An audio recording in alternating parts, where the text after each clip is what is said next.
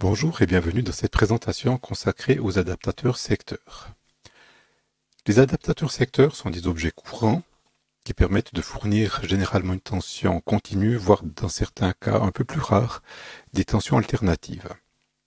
L'adaptateur secteur permet donc en général de faire une conversion alternative vers le continu, d'abaisser la tension du secteur, donc le 230 volts, vers une tension plus basse, 12 volts ou 5 volts dans le cas d'un adaptateur USB, de réguler la tension de sortie. En effet, le 230 volts n'est de loin pas stable en tension, les fluctuations peuvent facilement atteindre une dizaine de pourcents, ce qui est généralement excessif pour des appareils qui doivent être alimentés en basse tension.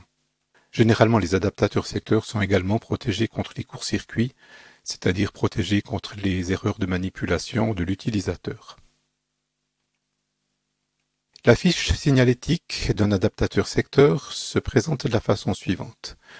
Après la notation du modèle ici, nous avons les caractéristiques en entrée. Dans le cas précis, nous avons un adaptateur secteur qui est capable de fonctionner tant à 100 volts que à 240 volts. Donc on a toute une plage de tension intéressante. De même que la fréquence, il est capable de fonctionner autant à 50 Hz qu'à 60 Hz, ce qui en fait un adaptateur pratiquement universel. Une autre indication ici concerne la sortie. Dans le cas précis, 6 volts avec le symbole continu ici, pouvant délivrer au maximum un courant de 3 ampères. Une dernière information importante qui concerne le branchement. Ces adaptateurs ont généralement un connecteur de type coaxial.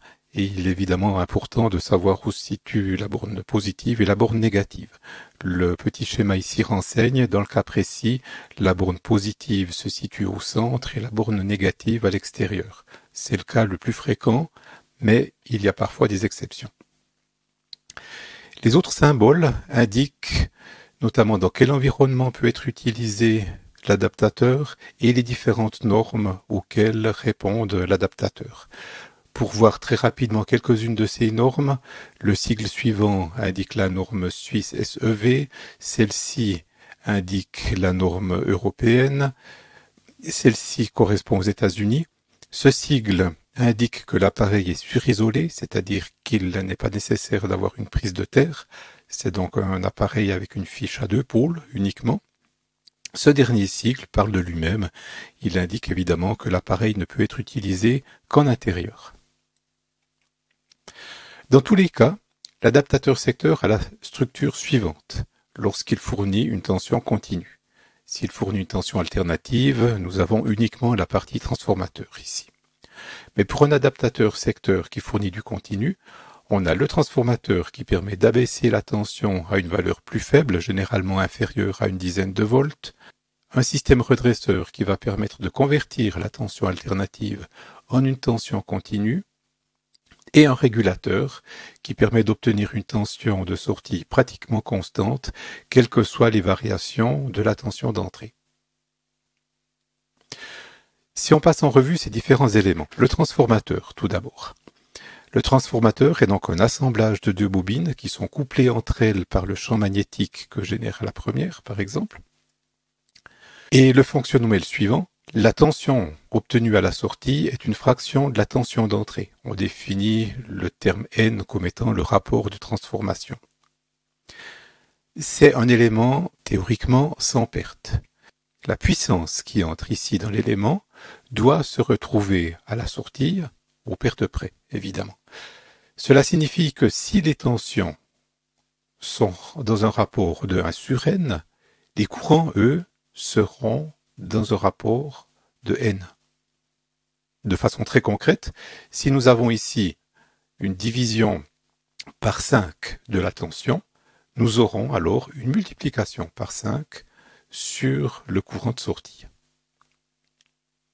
Un petit rappel sur la diode maintenant.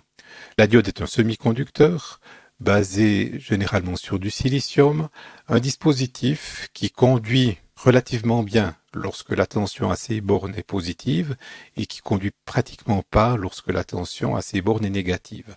Ça permet donc de faire un système qui va conduire uniquement dans un sens et qui va bloquer dans le sens inverse. On utilise donc ceci pour faire des redresseurs.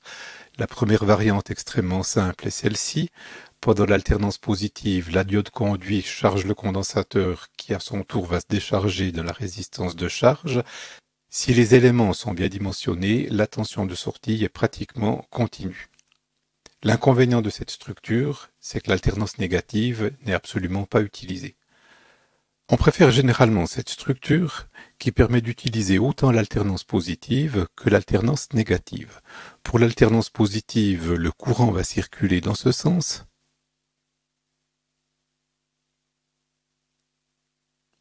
Et pour l'alternance négative, le courant circule ainsi.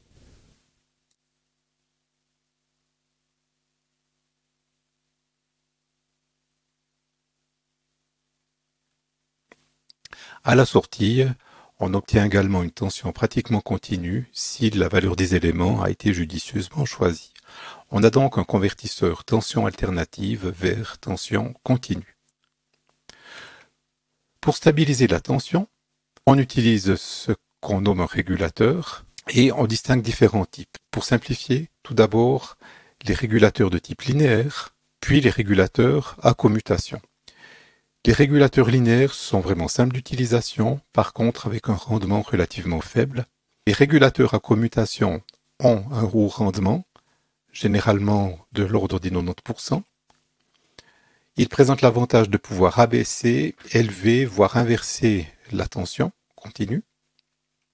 Par contre, leur implémentation est plus complexe et généralement plus délicate que celle d'un régulateur linéaire. De plus, on a une fréquence de commutation qui permet de commander les différents éléments et cette fréquence reste de toute façon présente sur la tension de sortie et dans certains cas, elle peut poser des problèmes, notamment dans le domaine audio. Voyons un exemple d'outil qui permet de dimensionner ces régulateurs. Sur la page d'accueil du fabricant, nous trouvons une application qui permet de faire une sélection parmi tous les éléments à disposition qui permettent de réaliser un régulateur. Prenons l'exemple d'un adaptateur USB pour une voiture. La tension délivrée par la batterie de voiture varie entre une dizaine de volts, puis mettons une quinzaine de volts.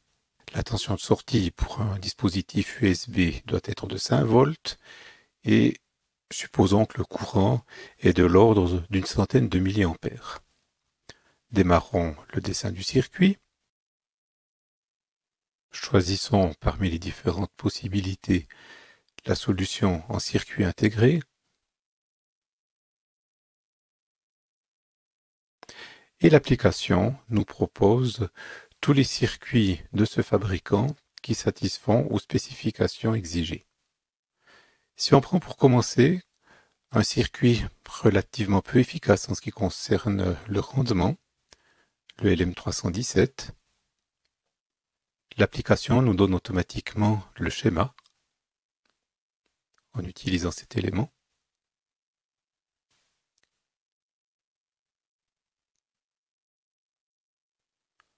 On voit que le circuit est extrêmement simple puisqu'on a uniquement le circuit intégré et les deux résistances qui permettent de fixer la tension de sortie. Si on choisit un autre circuit, un circuit nettement plus efficace, par exemple celui-ci qui présente un rendement de 91%, ici aussi on obtient directement le schéma.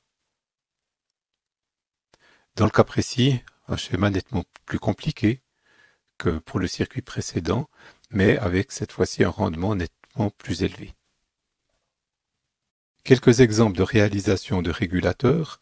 Tout d'abord, un linéaire basé sur un LM317 qui est un ancien circuit, mais dont l'utilisation est extrêmement simple. C'est un circuit qui présente 3 bornes, une d'entrée, une de sortie et une de commande ici. Et la tension de sortie est simplement déterminée par le rapport des deux résistances lorsqu'on applique cette formule ici. À noter que la tension aux bornes du régulateur ici n'est pas nulle. Il faut obligatoirement que la tension d'entrée ici soit supérieure à la tension de sortie.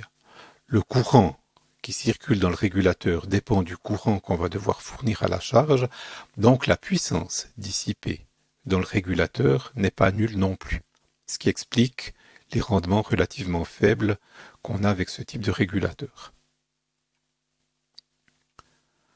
Un exemple de régulateur en commutation. On voit tout de suite sur le schéma que la structure est nettement plus complexe. On a notamment une bobine, ici, supplémentaire. On retrouve les deux résistances ici qui permettent de faire l'ajustement de la tension de sortie. En plus, une borne supplémentaire permet de commander le circuit et de le mettre en mode veille si on n'utilise pas la tension ici à la sortie.